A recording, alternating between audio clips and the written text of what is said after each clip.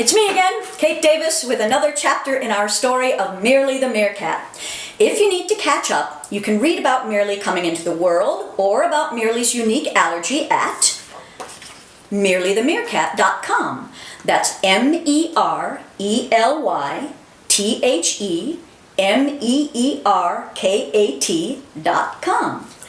Today, we're going to meet Elder Max, one of the most famous meerkats in all of meerkat lore, and one of Merely's greatest teachers, who seems to know exactly what to say and exactly when to say it. By the way, do you know what a conundrum is? Well, you're about to find out.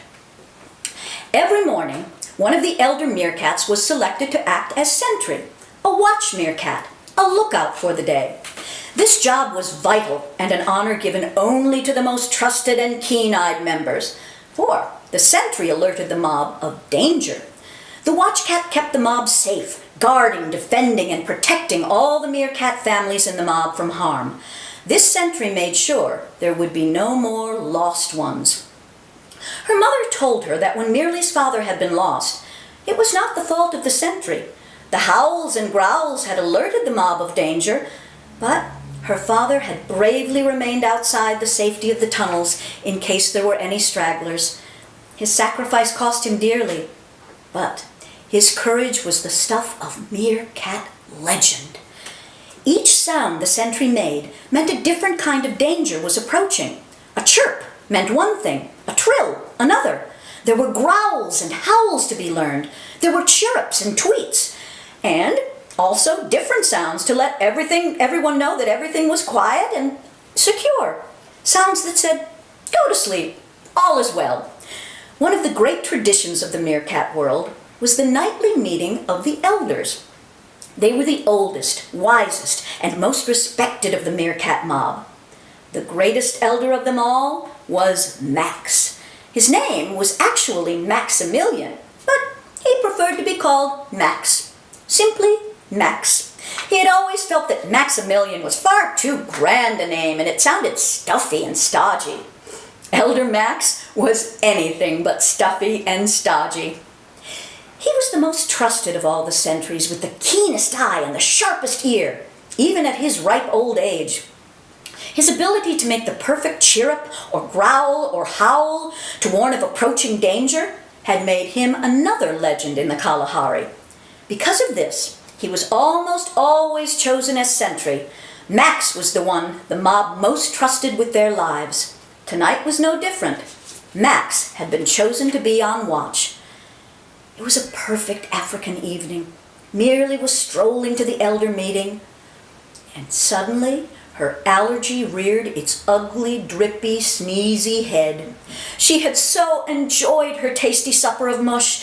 Each morsel of scorpion, each tidbit of grub had tasted like heaven. But now it began, that fabulous aria of "Achoo! Achoo! Achoo!" The huge elephants raised their trumpeting trumps and stomped away from her in fear. The lions roared and scattered off in different directions. The great horned rhinos galumped as fast as they could to get away from the sound.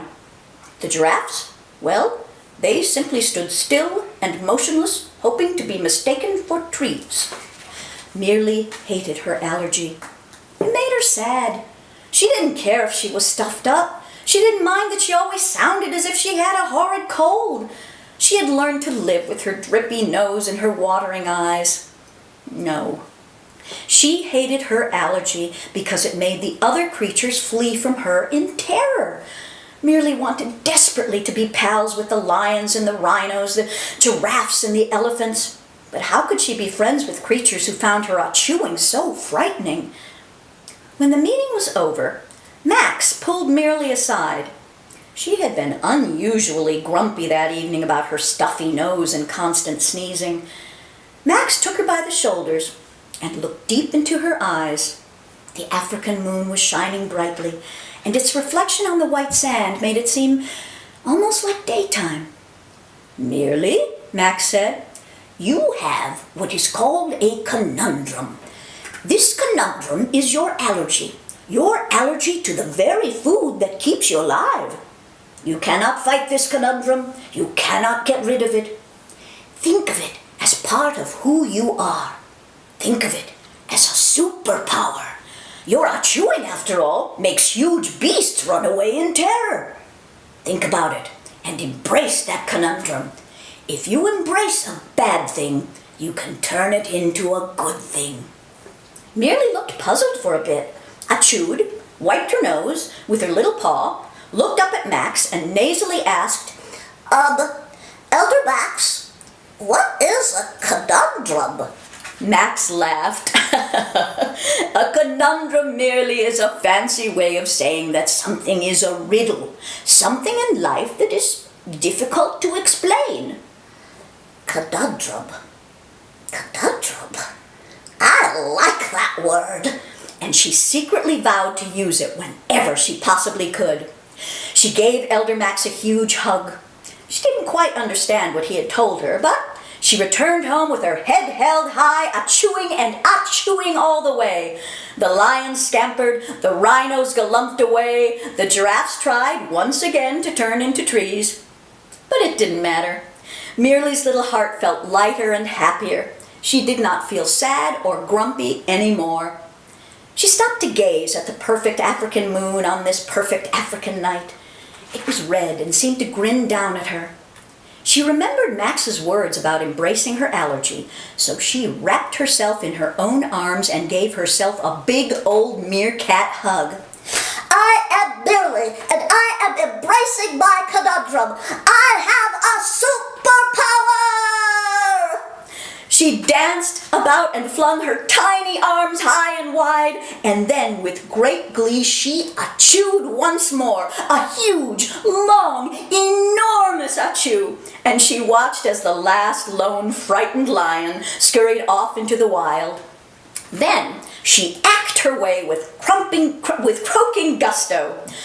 Conundrum, it is a good thing. Conundrum, conundrum.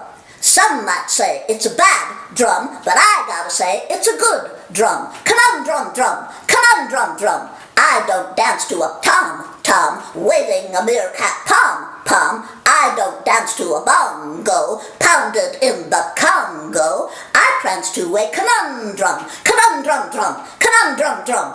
I dance to a conundrum, conundrum drum, conundrum drum, conundrum drum, conundrum drum. Merely continued her stroll back to the tunnels, feeling very good about life. She had Myrnie, her loving mother, Max, the greatest of the elders, and she had her meerkat friends. She had a wonderful home, and now she had her very own conundrum.